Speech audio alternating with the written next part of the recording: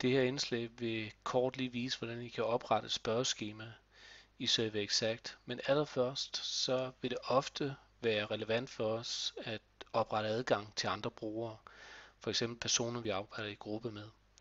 I det tilfælde så vil vi gå ind under brugere og sige opret adgang. Så skriver I bare de pågældendes brugernavne og giver dem rolleadministrator og trykker OK.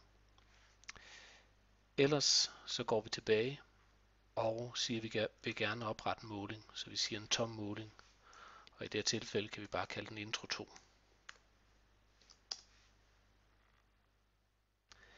Så kommer vi herind, og der har vi forskellige muligheder.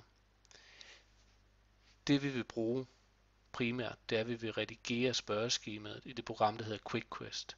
Det er klart det mest brugervenlige layout, vi kan redigere i.